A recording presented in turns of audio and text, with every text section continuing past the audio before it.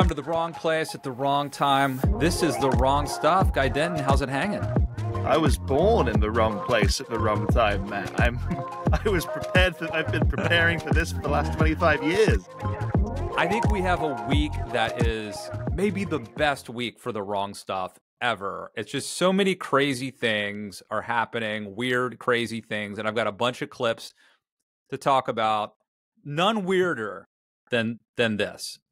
Tonight, new questions about the health of independent presidential candidate Robert F. Kennedy Jr. after he claimed a doctor discovered a dead worm in his brain. According to the New York Times, Kennedy testified in a 2012 deposition that he experienced memory loss at the time, saying, "I have cognitive problems, clearly." Kennedy said one of the doctors said it could have been caused by a worm that got into my brain and ate a portion of it and then died. Most people will have at least some degree of cognitive impairment just because of the inflammation that goes on in the brain when a parasite has made a home for itself there. But there's really varying degrees to how severe that might be. Kennedy testified he also suffered from mercury poisoning around the same time. Doctors interviewed by ABC News say both conditions could cause a wide range of health problems, but for most people, the impacts are often short-lived. So we've got the crazy candidate, we've got the old doddering candidate, and now we've got the candidate whose brain was eaten by a worm. Yeah, I love how the clip of the scientist they use in that shows the scientist explaining that, yes, a worm in your brain can in fact cause cognitive impairment, when surely that's not really in question. That isn't really the thing you should be wondering about when you hear the news that Robert F. Kennedy Jr. has a worm in his brain. Surely the question should be, how exactly did a worm end up in his brain to begin with? It could be an entirely innocuous explanation, I suppose. But the first thing I thought of when I saw this story, because there's a Simpsons reference for everything and everything that could possibly happen in life, Matt, was the Simpsons episode where the doctors find a crayon lodged in Homer's brain and realize that's the reason why he's stupid. I don't know if I would love to do a before and after comparison of how removing this parasite changed Kennedy's views and whether he was maybe even crazier beforehand. Is that the one where Homer becomes like really erudite and eloquent after it's removed, and he has to put it back in, like to get back to his normal life? So people don't hate him anymore. Exactly. I was listening today to a different podcast where they had the My Pillow guy Mike Lindell on, and he talks a lot about how he used to be a crack addict. And I couldn't help but think how many of today's political stars who seem crazy actually were like damaged somehow cognitively by whether it's being a crack addict like Mike Lindell or having a worm eat his brain like R.F.K. Jr. Like, could that account for a lot of the weird? And I mean, there have been people talking about possibly Trump having some sort of social disease, who knows? That's not me saying that, but these rumors have been floating around. How many of our top political stars who are famous and exciting, partially because they seem crazy, actually have some sort of problem? Well, this is the same Donald Trump who thinks that windmills and wind turbines cause cancer. So maybe there was some kind of neurological disease that led to that. It would actually make a lot more sense than the idea that he just came to that conclusion on his own or by having people tell him about it or reading about it. No, maybe there are many such cases. You raise a very compelling point. I'm not sure how we're going to find out, though, unless people are, for whatever reason, willing enough to come forward and acknowledge the strange fact that they found a worm buried in their brain. Some of these football players who commit suicide, their brains are studied for CTE. I think we should check these politicians for crayons after they die, have an autopsy. But Guy, you raise an interesting point when you talk about the windmills, right? I mean, RFK is a conspiracy theorist who is something of a, like, he's an anti-vaxxer, right? And I think he has these conspiracies and he's sort of into new age foo-foo kind of health stuff. Right. So I'm curious. Now, apparently you could, by eating raw seafood, maybe in Asia. He says he had mercury poisoning. Maybe you get a parasite that way. Or is it possible he just made this whole thing up, and this is delusional. And he's like, I forget what's the word, a hypochondriac, right? What do you think? Well, that's also a very real possibility. Yes, I mean, I guess it's true. Until we see the worm, Matt, until it's presented to us, and we have photographic, if we have photographic evidence or confirmation from other reliable sources that the worm does exist, I guess we can't be too sure. Although, why you would make up having found a worm in your brain and that having contributed to your insanity, I'm not entirely sure what sort of four-dimensional chess he'd be playing with that either. This story spawned some weird responses, and I don't know if you saw this, there was a tweet from Representative Mike Collins, who's a Georgia Republican, and he tweeted this: "Either you die a Kennedy with a hole in the brain, live long enough to become a Kennedy with a hole in the brain. Too soon?" Delightful. One. It's good. That's pretty sick. That's pretty Yes, it up. is. It's good to know that our politicians who don't have worms of their brain are making every effort possible to elevate political discourse to a more sophisticated plane.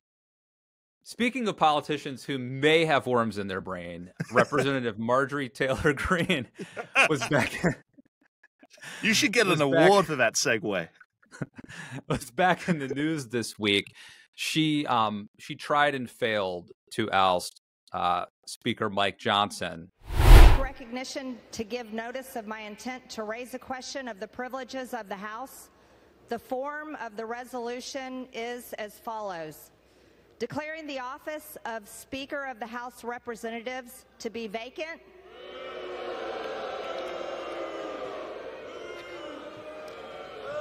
This is the uniparty for the American people watching. Gentlelady will suspend.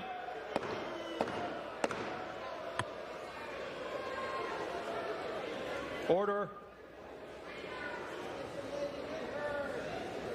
Order. I kind of like the booing. It's kind of like we're watching the Prime Minister's questions or something. But she has this like the Jerry Springer show. This like, sorry for invoking that other country, but she's got this holier than thou attitude, which it's just amazing. But what do you make of that? Maybe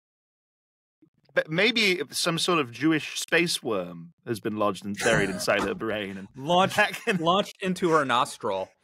Yes, into her brain. Through some sort of interstellar technology that only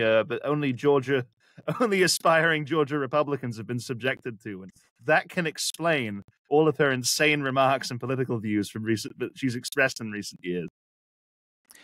So this is sort of a minor story because it didn't work, right? Whereas Matt Gaetz was able to take on the Speaker of the House, Kevin McCarthy, and take him down. MTG failed. And in an insane world, she would be viewed as weak. If you come after the king, you best not miss kind of thing. I don't think there's going to be that much blowback on her, really. But I see this as like a small step in the right direction, that like the team normal kind of won, and she looks a little bit weak and a little pathetic. No, I agree with you. I mean, on a serious note about that clip, it's pure performance art, what she's trying to do there. But the good thing is, or the relatively heartening thing at least, is, as you pointed out, the fact that she's resoundingly booed by the entire population of the chamber, which is very encouraging and I think speaks quite well to your point. Whether the normals will keep chalking up small victories like this, I think will be very much dependent on the outcome in November. But nonetheless, definitely a satisfying clip in that regard. All right. I'd like to thank CNN's Jake Tapper for providing a great segue from MTG to our next topic. So that is the death of Marjorie Taylor Greene's motion to vacate, offered by Congressman Steve Scalise. The motion to table is essentially Kristi Noem taking a shotgun to Cricket's head. It's the death of that effort. Now that's too soon. Kristi Noem taking a shotgun to Cricket's head. Oh, good job, Jake Tapper. I like that. this brings us, of course, to the segue, which is Kristi Noem, who appears finally, Guy Denton. Finally, she appears to have mercifully taken her media tour out by the gravel pit and put it out of its misery, because it appears that she has finally suspended her media tour. But this does not come without cost. There are people that she was booked to be on shows, and now she's had to cancel. And some of the people aren't happy. One of them is Fox News' Gregg Gutfeld, who had this to say. Yeah, she just shoot a dog. She screwed the pooch. Of course, Noem faces controversy over stories from her new book. CBS News claims Noem is now in the doghouse with MAGA. But lucky for her, we now know there's plenty of room. Wow. Thank you. All right, I just have to say, Gregg Gutfeld is not funny. He is what old people who don't watch comedy think a young, funny person or comedian is like. I think he's not funny, but we'll keep going, because at least this is a sign. If Fox News is coming after her, bad. See, the dog's dead. And when you have to explain. Room here. It's funny. It's like OJ, but we know who the killer is. Yes, exactly. Karine Jean-Pierre blasted Noem for suggesting Joe Biden's dog Commander also be put down. It was a good strategy by Noem. Try to get other people to shoot dogs to blend in. Yeah. She's also accused of making up a story of meeting Kim Jong-un. According to sources, Kim Jong-un was upset they didn't meet since he'd already prepared one of his country's signature dishes. It's a picture of a dog. Hilarious. Now there's speculation that Noem has ended her chances as Trump's potential VP. But some say she's boosted her chances for another position in government. Dog catcher, for those listening. That's pretty good. Wow. Critics add that Noem has been criticized over using the dog story to sell books.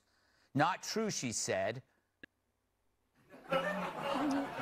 She's wearing a shirt that says, "Ask me about dead dog." That's pretty You funny. could have done the show. Could have done the show. We're nice people. Everybody here teases everybody else. We have a good time. You probably would have come off looking a lot better than you do now because we would have had fun, but instead you chose to run. Boo. All right. So there was another segment later, I think, where Dana Perino pretends to be Kristi Noem and Gutfeld interviews her. So, yeah, not going well for Noem, but at least it appears that the tour is over, at least for now. I mean, however obnoxious you may or may not think Gregg Gutfeld is, I think his last point there is actually a very good one and a very accurate one, which is that if you walk away, if your response to it, not even a challenge to a debate in this case, but an invitation to appear on a major national media program that was publicized well in advance, is to walk away from it and to turn it down, that's going to be infinitely more embarrassing than just going on there and making a fool of yourself that way would be. I mean, especially at this point after Noem has dedicated the last month almost to the strategy of, how do I get out of this hole that I've dug myself into, to make another Simpsons reference? We'll dig our way out, which is exactly what she's tried. And as a result, she's come across, it's remarkable how embarrassing, how unsympathetic, and how just outright unpleasant and vapid her performance has been on all of these media hits. And at least we don't have to watch her bid for the VP nomination play out unnecessarily over the next few months. We can close the chapter on this and move on to other conversations. And okay. we have her to thank for that. Well, let's move on. This is a more serious topic. It's a very serious topic, actually. Joe Biden. coming out saying that the U.S. would withhold weapons if Israel launched a major assault on Rafah. Let's go to the tape. They made it clear that if they go into Rafah, they haven't gone into Rafah yet. If they go into Rafah, I'm not supplying the weapons that have been used historically to deal with Rafah, to deal with the cities, to deal with that problem. We're going to continue to make sure Israel is secure in terms of Iron Dome and their ability to respond to attacks like came out of the Middle East recently. But it's just wrong. We're not going to supply the weapons and the artillery shells used that have been used. Artillery shells as well. Yeah, artillery shells.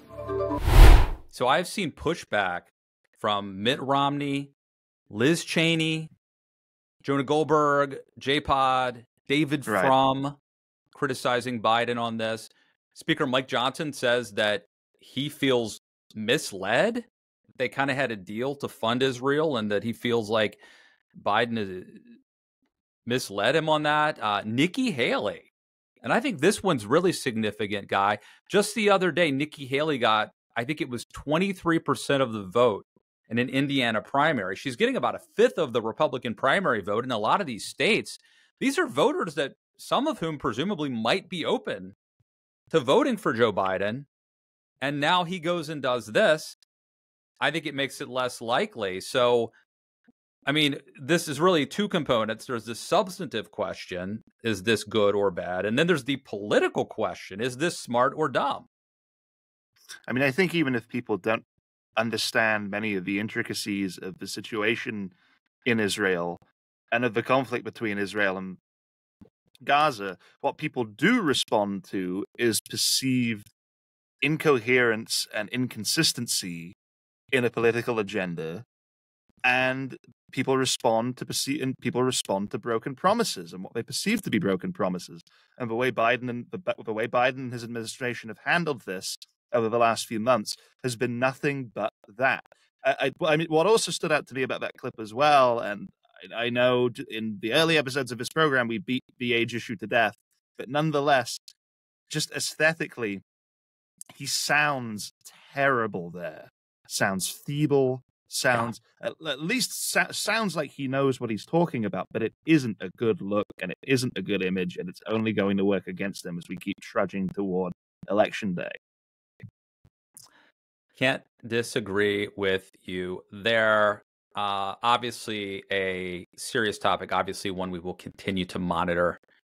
And obviously you could just go listen to the commentary podcast and get a lot more on it if you wanted to. Right. I mean, I did read Podhoritz's piece, and it goes into it is highly recommended because it goes into this topic in granular and often vituperative details. So definitely worth checking out.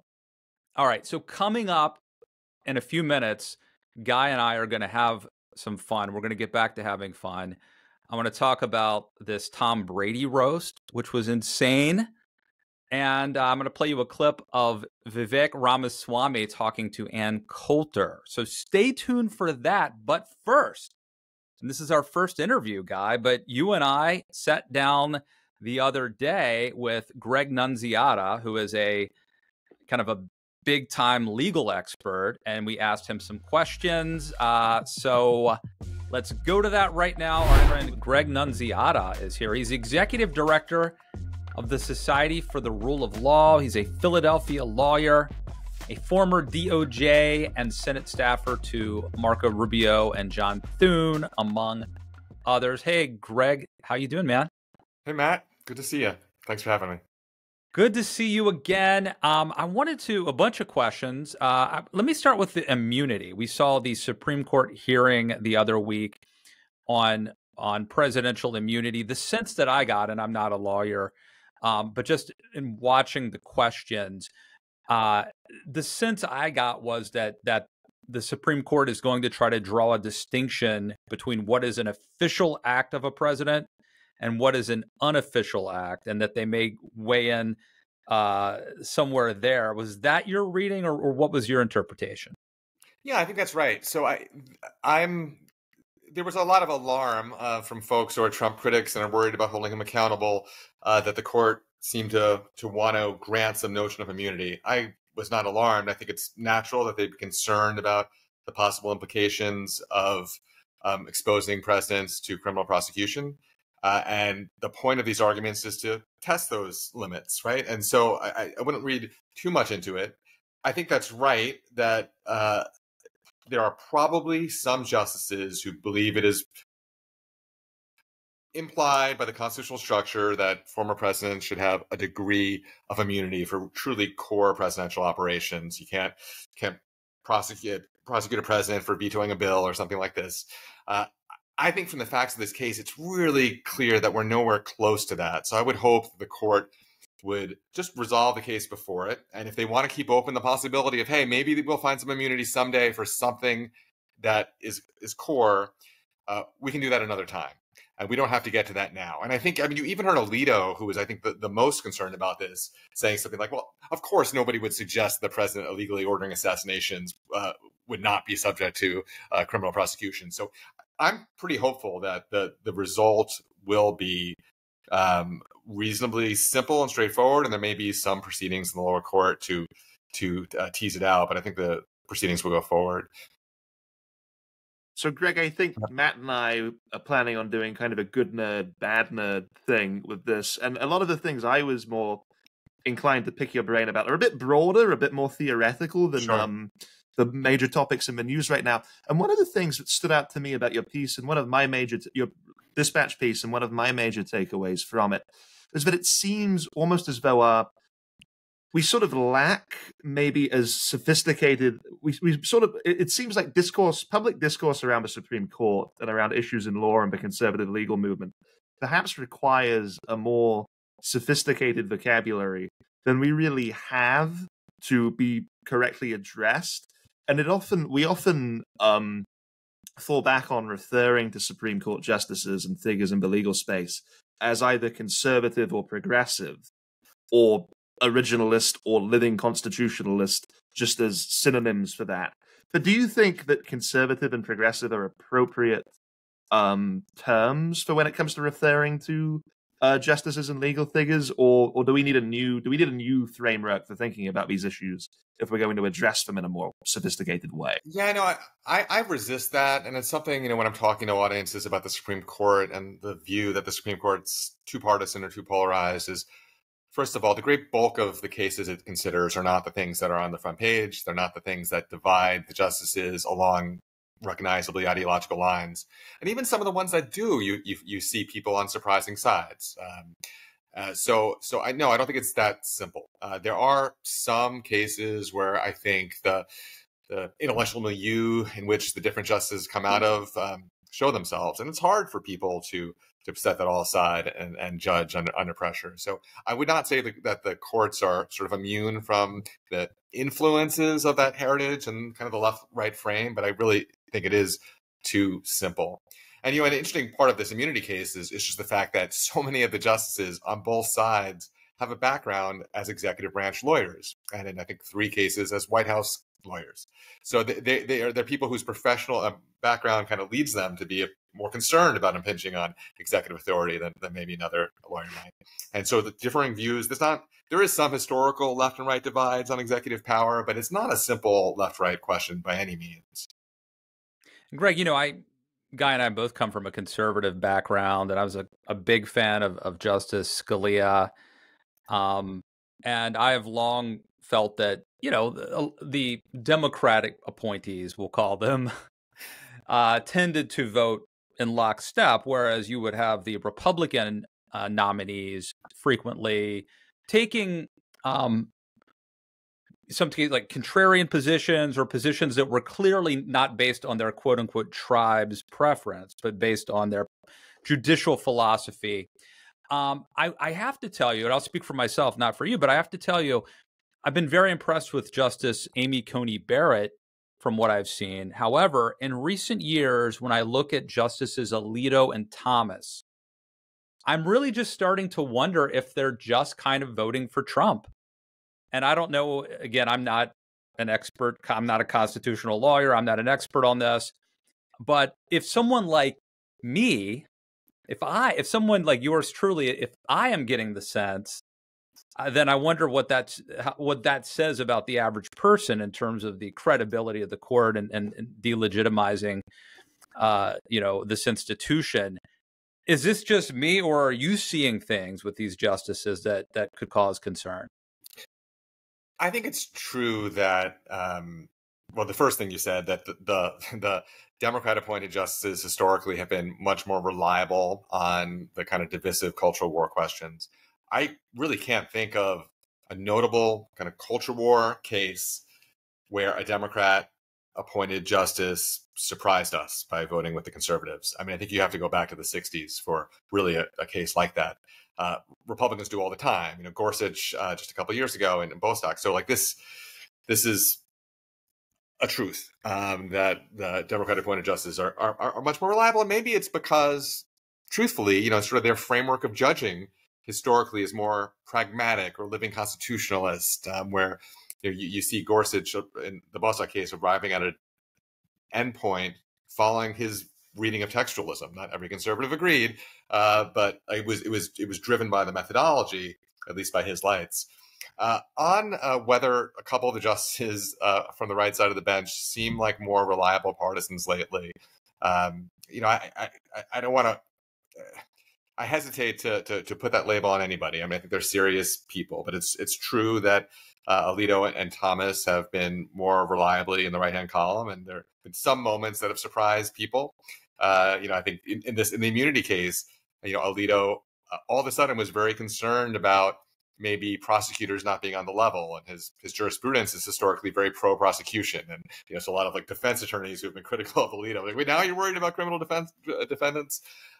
So I mean, I think, look, they're all people. I think they've sometimes made mistakes. I've criticized some justices for, especially off the bench, talking in political terms. But this is the human condition. I mean, I think by and large, Americans should be pretty happy with their judiciary. I think it really it's not perfect, and there are ways in which it may get worse in the near future for a lot of reasons. But I think it's superior to the state judiciary, and it's superior to judiciaries in most other countries, and being seriously engaged in the application of law and not simply policy preferences. Do you think there's a case to be made, Gregg, for imposing term limits on Supreme Court justices, as many have started to advocate in recent years, given a lot of the big contemptuous hearings that we've observed over people like Amy Coney Barrett and Brett Kavanaugh? Or would you caution against that? Do you not think it's a good idea? I am a conservative, and so all change is bad. But I don't. I'm just not certainly completely sure what problem it solves.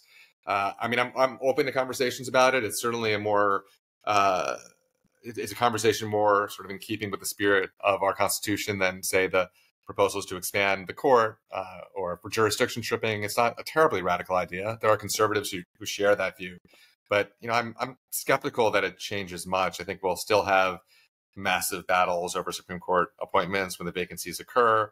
I don't know how it's that much better for the system if it occurs sort of chronologically. In fact, I think maybe there's something good about the serendipity of vacancies happening in a surprising fashion and clustered or whatnot, and the court being less sort of in sync with partisan swings of the country. But I'd be open to further debate about it. I'm not reflexively and ultimately opposed. I'm just skeptical it changes much. Gregg, I think you and I are very simpatico, at least based on looking at your Twitter feed. And I think we are very concerned about the Trumpification of the conservative movement and the MAGA takeover. The day that we're recording this, it's been reported that Freedom Works, a once very powerful juggernaut, kind of libertarian Koch brothers outfit, has decided to pack it in. They're closing up shop basically because of Trump has divided them and their donors and their staffers, and has made it really just untenable for them to carry on. I wanted to see if you could just kind of broadly, and this is partly the subject of your recent piece at the Dispatch that the guy was referencing, if you could talk about this, because I feel like the judicial movement was maybe it was saved for a while, like as Trumpism kind of rolls over its victims, the judicial component of conservatism is like a lagging indicator. But eventually, all of conservatism, I think, will be subsumed by MAGA. And it seems like maybe they're getting around now to taking on judicial conservatives, which I think, again, had been holdouts and by and large pretty impressive during a lot of the Trump era. Where do you see that now? Yeah, so I think that it's a really rich question. So feel free to interrupt me, and we can break it down into a few parts. But yes, I think the story of the kind of the conservative legal movement or the conservative legal community in the last several years is mostly a positive one. If you remember, kind of a key moment in Trump's rise was him promising to only appoint judges kind of from a certain list, and that was widely publicized and shared and kind of reflected the heart of the conservative legal movement.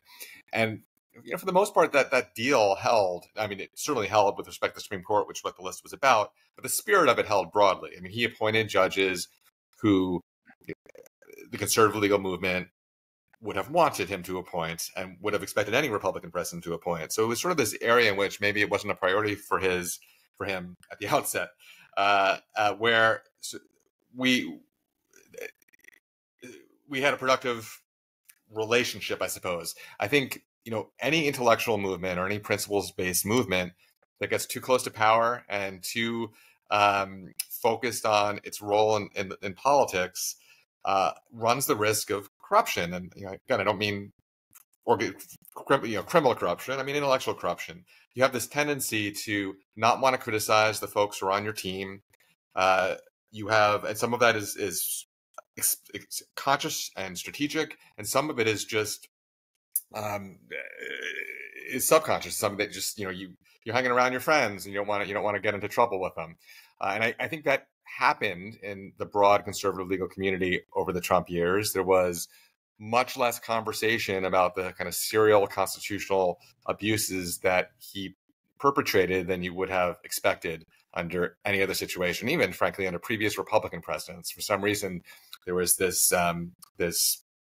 conspiracy of silence, and frankly, I was guilty of it too for a while. When I went to go on TV for the first half of the Trump administration, I would go on TV to praise the judicial appointments, and I would not take invitations to talk about the things that were dicier. And eventually, my discipline broke down, and I had to speak up.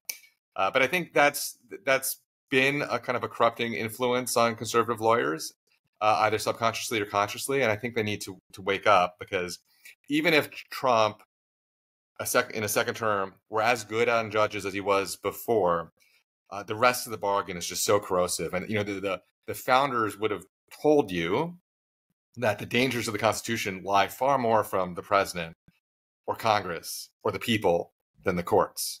And losing all that in exchange for the courts is just a terrible, terrible bargain. On top of that, it's not clear that we'd get good judges again. I mean, Trump and his allies, both intellectuals and partisans, are very frustrated with the Trump-appointed judges and justices who kind of held the line on the Constitution against the former president. I would expect that we're going to see a different type of judicial nomination process in another term. So it was a bad deal to start with, but it's a worse deal going forward. There's a passage in your dispatch piece that stood out to me, Gregg, where you write, "The American people, poorly grounded in civics and frustrated by politics, do not expect a commitment to constitutionalism from their leaders. Many demand the opposite. Voters now have less faith in their government institutions and neutral proceedings, more animosity toward the opposing party, and a deepening desire that elected representatives fight and not legislate." Certainly a very penetrating analysis and accurate diagnosis of a lot of the challenges that we face in American political life.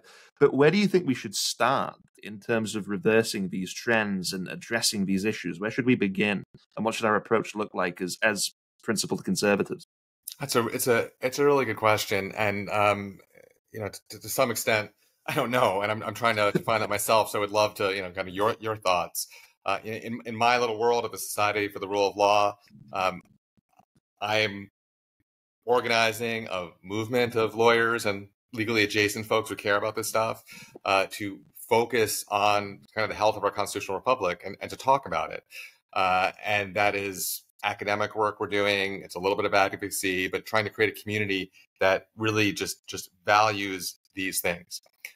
You do not have to think that Trump, say, should have been impeached and convicted on the first impeachment concerning Ukraine. I think as a conservative or as someone who loves our Constitution, you should have respected the process.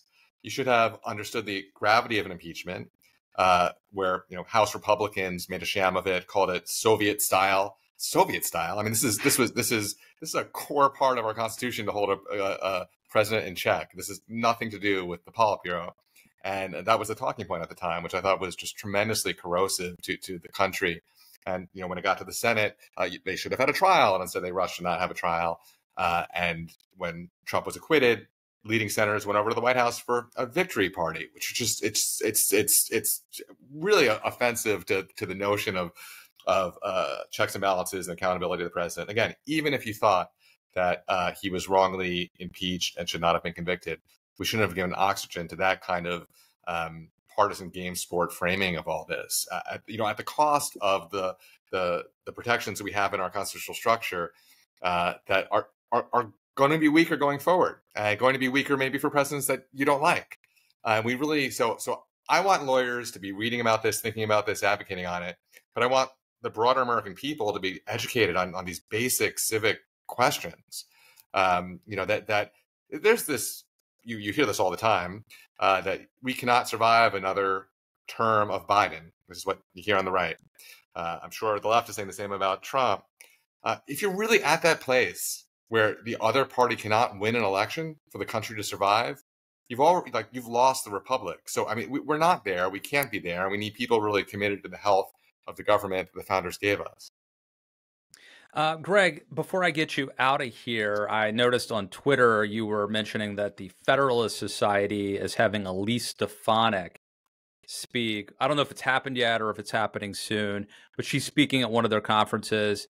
Your take on this, I think, was fine, let her speak, but there should be someone else there also offering a different perspective. But talk about that if you would.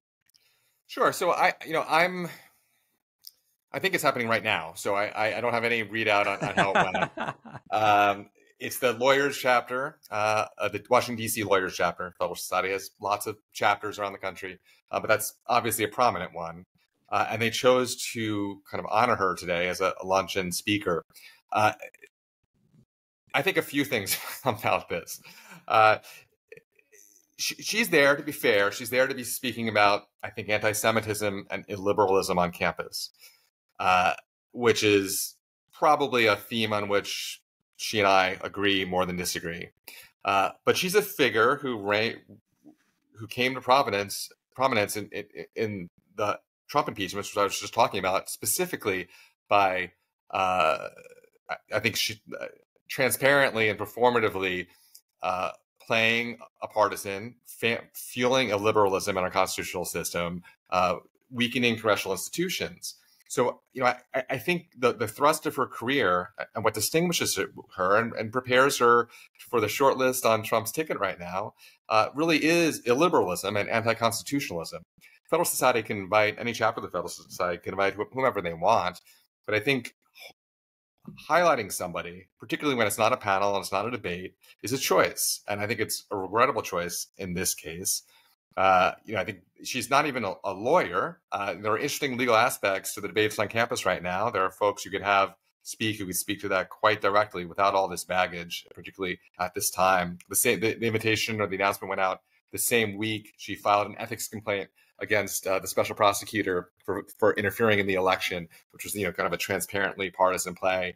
Again, sort of corrosive positioning towards our institutions for the sake of her political ambition. And I think it's a regrettable choice. I think the Federalist Society in general should invite fewer politicians and more thinkers. And this is it's part of the problem of any organization like this. When I started in the Federalist Society as a member, I am a member, I will continue to be a member. But when I started with them 25, 30 years ago, we were a group of eggheads who really cared about the legal questions. And part of the success of the Federalist Society means that it's now full of folks who are maybe less interested in the intellectual history and more interested in being part of a broader movement that is not necessarily firmly grounded in constitutionalism. So, I mean, it's a friendly criticism. I hope the society will correct it. And I hope it won't shy away from hosting speakers who might be uncomfortable for the coalition of which, a lot of conservative lawyers think they are a part. It's vital, I think, to the long-term health of our country, but any institutions we care about, for the citizens and members of those institutions to be, to question and to criticize. And there's lawyers should know that, conservatives should know that, and I hope the Federal Society knows that. I've heard back from many folks in society about those comments I made on this event. Some disagreed, some agreed. They were all pretty constructive, which I take as a good indication, and I'm hopeful we'll see more from them examining these kinds of questions in the near future.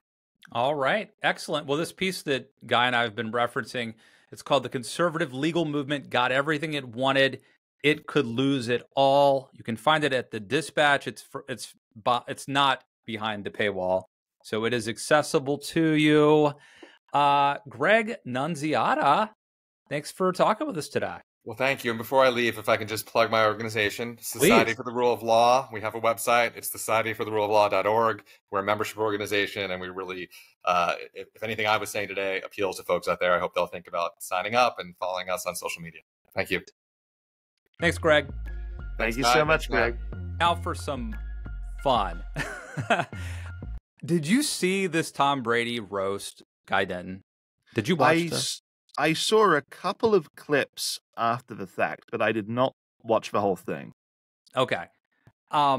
Most of these clips I could not in good conscience play for us here. This is a family show. Right. But I was able to get, I think it's from Entertainment Tonight or something. I was able to get a clip from that show that I think will give you a sense maybe for what this was like without having to, rate this adult or something like that. So anyway, let's go to the clip. We'll talk about it on the other end. Giselle, she that karate man. I'm going to be taking it for an hour and 20 minutes. So I think by the time I get up, I may be in tears. Giselle said, you retire or we're done. When you got a chance to go 8 and 9 and all it will cost you is your wife and your kids, you got to do what the you got to do. Do you understand me? Gisele Bündchen feeling hurt and upset after the roast of Tom Brady. 8 karate class a day, and she's still a white belt. She's still a white belt. A source tells ET the model found some of the jokes to be distasteful and disrespectful. Are you prepared for tonight? Because Jeff Ross just came here and he said nothing is off limits. There'll be a lot of let's go jokes tonight. Some of them might be about Giselle. A man who has so many rings he could melt them down and forge a sword to go on a quest to get Giselle back from that jiu-jitsu teacher. It should be fun. I think we got a great turn. I got all my boys here. The retired quarterback with ET ahead of a night jam-packed with shots at his divorce. Not to mention references to Giselle's new man, martial arts instructor Joaquin Valencia. I don't think he has a real idea of, what the world of roasting is, so it's going to get a little ugly, but it's in fun. Well, he's going to hear his ex-wife's name quite a bit, and he's going to hear about what she might be up to these days. The only thing dumber than you saying yes to this roast was when you said, hey, babe, you should try jiu-jitsu. I think that was... That's gotta suck. Oh, man.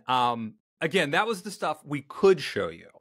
There was some other funny stuff like Bill Belichick, the former Patriots coach, or the current Patriots coach, I think. Did he get fired? He should be fired. Anyway, there's a thing where he yells at Vladimir Putin through the camera, like, give me back my effing ring. I don't know if you know, but Vladimir Putin once tried on his Super Bowl ring and then just left and never gave it back. So there's some clever stuff. But, the one thing that one joke that I found really hit home was like, it seems like Giselle wanted Tom Brady to retire and he insisted on playing this one more season and it was a bad season. And it's like, dude, you've won 6 or 7 Super Bowls. Yeah. You've got a beautiful wife and 2 kids. Take the W. You don't need that one more season cost him everything. So that's funny because it's true. But the big question I have is why is he doing this? Why is he subjecting himself to this? I know, and especially I love the complaint that, a lot of the jokes were too hurtful, the jokes were too disrespectful. Well, I'm not quite sure what you expected from a roast. Because even if you have never seen a roast before, the clue is certainly in the name. I wondered the same thing watching those clips. Even if maybe he secretly did want to do it because he does think it is very funny. But due to certain circumstances, he can't quite admit to that. I mean, it can't be the money. It can't be that he needs the money. Yes, you're right. And I can't imagine that Tom Brady wouldn't know what these are like. I mean, so I don't know. I don't get him doing this. I'm actually stunned. And again, there are things in this roast that we could not, in good conscience, play here. Yes. It was pretty bad, some of it. And I think you've gotten a taste. So is it on Netflix? I think it was done for Netflix. Yeah, I believe so. The real question is, when are we going to do the inaugural wrong stuff roast, man? Who is the roastee going to be? I want Jonah Goldberg to roast. He'll definitely be one of the roasters at your roast. Yes. I think we talked about commentary before. You know, every year commentary has like an annual gala to raise money. I think, didn't they do a roast one time of like Dick Cheney or somebody? I think they did. That sounds right. I think last year's was Barry Weiss. I could be getting that wrong, but I know they've done a lot of very prominent people at those. But did she speak, or is it always a roast? I don't know, actually. I know people who've been, but I've never been, and I've never really heard anything about it, so that's a good question. Maybe the powers of Conservatism Inc. can send one of us as a representative to this year's roast. That reminds me, I need to talk to you about my invitation to the upcoming AEI event. But anyway, we'll leave that for another time. I think it's in November. Let's see. Oh, I also wanted to play for you this clip. Now, this is weird. I just saw this on Twitter, so I don't know the context, and maybe it's out of context. But it appears that Vivek Ramaswamy, like everybody in America, has his own podcast. I think you have to have one. And honestly, I think people who run for office really just want to do what we do. And they see running for president as a stepping stone to getting a YouTube show. Absolutely. But Vivek had Ann Coulter on. And again, this could be out of context, but this seemed very dark and troubling. Let me play you the clip. Yeah, you are so bright and articulate, and I guess I can call you articulate since you're not an American black. Can't say that about them. That's derogatory. And that was a great opening segment. Lots of things to talk about there. Oh, and I agreed with many things you said during, in fact, probably more than most other candidates when you were running for president. But I still would not have voted for you because you're an Indian. We'll get back to that. I don't know if they got back to it, but the thing is, I'm used to Ann Coulter saying crazy, mean things, but if you look at Vivek Ramaswamy during that, and for the people who are listening, you won't fully appreciate it, go to youtube.com/Matt Lewis and watch our interview. But Vivek he looked kind of hurt and confused by this. I was going to say, he looked just bewildered. Like he wasn't sure if it was supposed to be a joke. And whatever the full context for that is, I really struggle to imagine any sort of context, however generous, that could A, make that better, at least of all, B, make it funny if it was even supposed to be a joke. But even this has been Ann Coulter's playbook for her entire time in political commentary. It's what made her a name. Granted, probably at the expense of every other facet of their life, as she has admitted too many times. But nonetheless, I don't think we can be too surprised. I don't understand. She doesn't like Trump anymore, right? Is she pro Ramaswamy now? I think she implied to me that she might have been, except she can't vote for him because he's Indian. I mean, yes. So I suppose not. I think I'm guessing she likes DeSantis too. I could be wrong. But it is weird. And, this just keeps on giving. I mean, it's I didn't even know he was doing these interviews. It popped up, but it's telling and troubling. And again, maybe it's possible that they came back after and kissed and made up. I don't know. All right, Guy, we are now at the part of our show where we talk about what we're watching, if anything, what we're watching, what we're listening to. I have been watching, in fact, I just finished this new Bon Jovi documentary called Thank You, Good Night. It can be found on Hulu. Have you heard anything? Have you seen this? I have not. I have been meaning to see it just out of curiosity, but no, I haven't seen anything. How is it? Well, I thought it was good. I mean, I know you love Kiss. Do you like Bon Jovi? Not particularly, but especially Bon Jovi's early history intersects with Kiss and other things that I do like.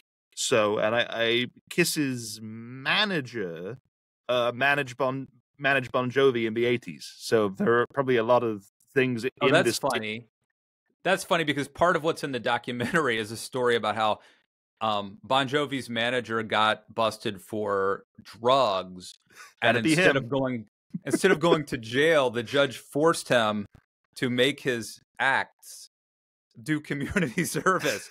So Bon Jovi went to the Soviet Union and did a concert there based on his manager having to make amends for his drug I didn't know activities. That. Yeah. That's hysterical. How long is and it? The funny thing is, and this is what it's not a great documentary. And it's sort of half of it is current, or John Bon Jovi is undergoing a throat operation for his voice, to try to fix his voice so he can do the 40th anniversary tour for Bon Jovi. And of course, there's the Richie Sambora saga. He was their lead guitarist and singer, kind of.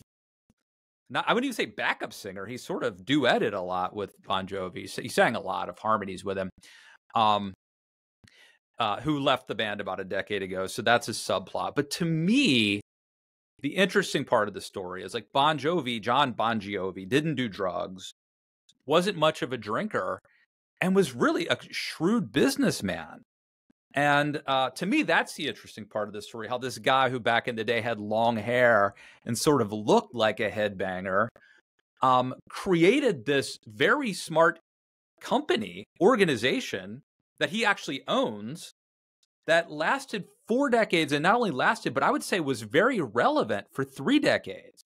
A lot of heavy metal bands, the famous story, I don't know if it was Warrant or Kid, or it was Skid Row or Warrant, I forget, but the famous story is, they go in 1990 and meet with their management or meet with their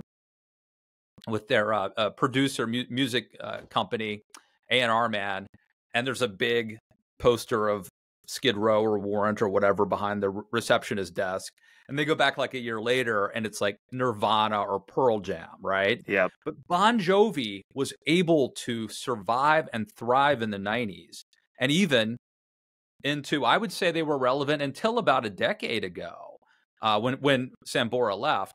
Not that I'm a huge fan, but I admire people who can be smart and successful and survive in difficult times. I mean, frankly, I am working in an industry right now that is a difficult industry. So I admire people who have the tenacity and the savvy to be survivors.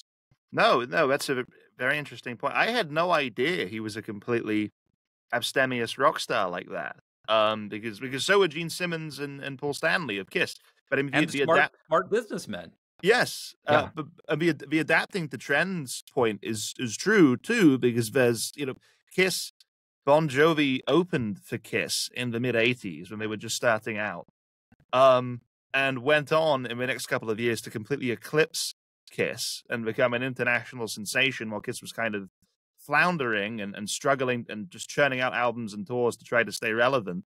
And Kiss started trying to emulate Bon Jovi to leech off of their success when you wouldn't have had a Bon Jovi without Kiss in the first place.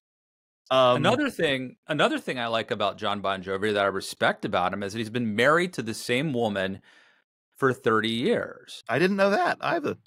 They were high school sweethearts. And I'm sure he's had some dalliances as a rock star, but they stayed together. They stuck it out. And there's a lot, not a lot of people who make it that long. So that's a cool part of this story too.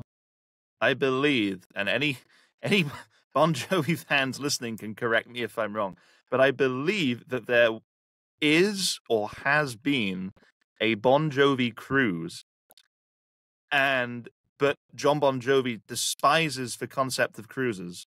So he would, I believe this is correct, or some variation of this is correct. He would be there at the beginning. He would play a sail away show and then a show on board the ship. And then as soon as the ship pulled into its first port of call, he would fly out and leave and wouldn't be there for the rest of the cruise. Honestly, I can't blame him. A cruise seems like the kind of place you could get a brainworm. That's gross. Very true.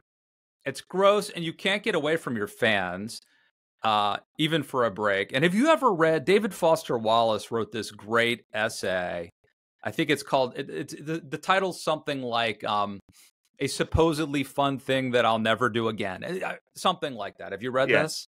Yes, I have. Yeah. That tells you kind of everything you want to know about the title alone speaks for itself. So. I remember there's a passage in that where he writes about what just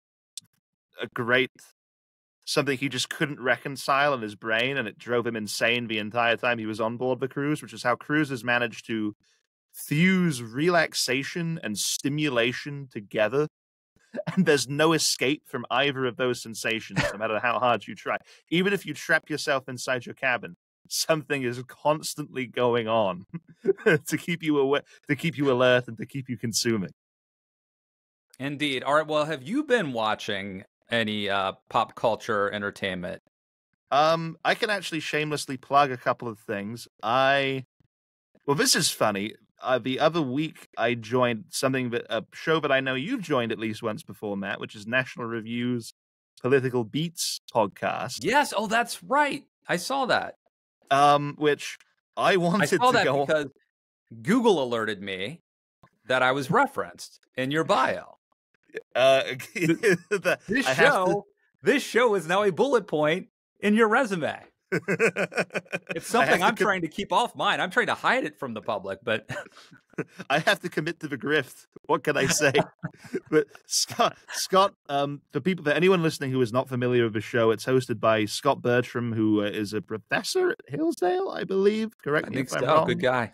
Matt, and Jeff Blair, who recovering lawyer, who's now a full-time writer, and they dedicate each episode of his show to a guest. Working through the discography of a particular band with the guest. And I obviously wanted to go on and do Kiss, but Jeff despises Kiss with the passion of 1,000 burning suns. So that was vetoed. And I was batting around ideas with the delight of John Miller of National Review, the delightful John Miller.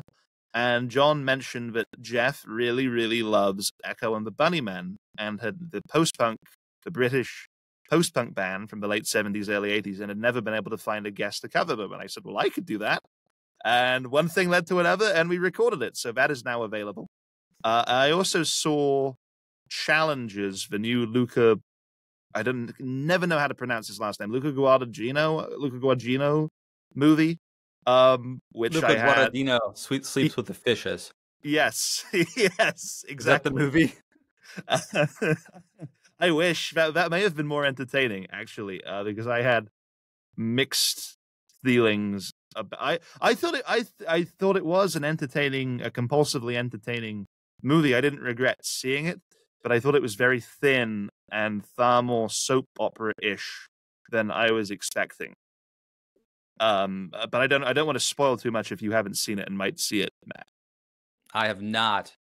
But I do recommend everyone listen to your episode of Political Beats, and you can listen to mine. I did John Mellencamp, so great show. And thank you everybody for listening. This is, I think, a longer show than normal. Let us know in the comments, should Guy and I keep doing interviews here and there, or do you just want us to stick to our shtick and making fun of / doing political commentary for media clips? Let us know in the comments. Which do you prefer? But always a pleasure, Guy Denton. Always a pleasure, Matt. And I'd like to thank Gregg for coming to the wrong place and dignifying us with his presence for whatever inexplicable reason he chose to do it. He came to the wrong place at the wrong time. And you know what that means, Guy Denton? It means it's cold gin time again. And it remains, Matt, the only thing that'll keep us in this show together. All right, Matt, I got to go. I'm going to rock and roll all night. I'm going to party every day. And I'm going to see you back here with the wrong stuff next week. Yeah, there's no more wrong place I'd rather be.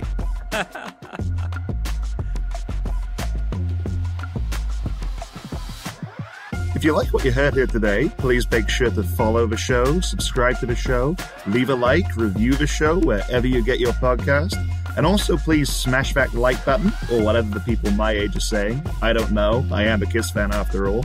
But nonetheless, you can also follow us on X at WrongStuffPod, or drop us a note. Fawning praise or scornful disdain, we accept both, at TheWrongStuffPod, all one word, at gmail.com. Thank you so much for listening. We're looking forward to next time.